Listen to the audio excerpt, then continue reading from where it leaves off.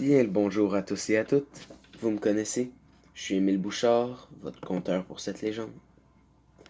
Le nom Quetzalcoatl ne vous dit sûrement rien, mais il devrait. Je vous ramène là où tout commence, au début du monde, là où seuls les dieux sont sur terre et que la vie n'est qu'un rêve. L'un de ces dieux est Quetzalcoatl.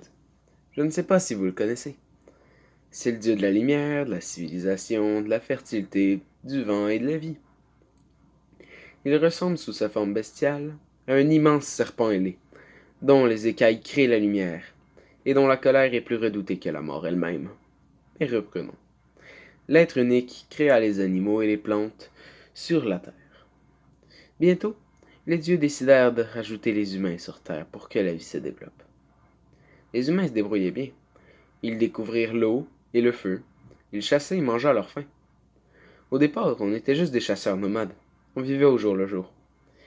Mais très vite, les humains s'installèrent dans de petits villages, où la chasse ne suffisait pas à nourrir tout le monde. Les humains allaient droit à la mort, sans aide. Et c'est à ce moment que Quetzalcoatl intervient. Il ne supportait pas de voir les humains ainsi, et décida de chercher une nourriture qui leur serait renouvelable. Mais même si quelques autres dieux se joignirent à sa quête, aucun ne trouvait de solution, et beaucoup abandonnèrent. Et c'est alors que Quetzalcoatl vit une fourmi, avec quelque chose sur le dos.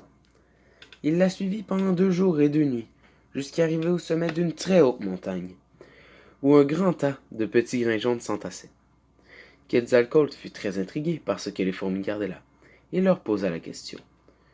Bien le bonjour, mais qu'est-ce que vous gardez ici, dites-moi? Et les fourmis répondirent. C'est du maïs, de petits grains jaunes très sucrés, qui lorsqu'on les met en terre créent une grande plante. Et Quetzalcoatl fut ravi de cette réponse. Et Quetzalcoatl prit une petite poignée de grains de maïs, et vola, c'est le cas de le dire, au secours des humains, sous sa forme humaine. Parce que parmi les humains, il ressemble à un grand homme avec un bec et un masque, dont la peau rougeâtre resplendit sous l'éclat du soleil, et dont le chant reguérit les malades. Il distribua le maïs parmi les peuples d'Amérique, et arrêta la famine. Les humains lui promirent de ne jamais l'oublier, et de le vénérer à jamais. Alors voilà la fin de la légende de Quetzalcoatl.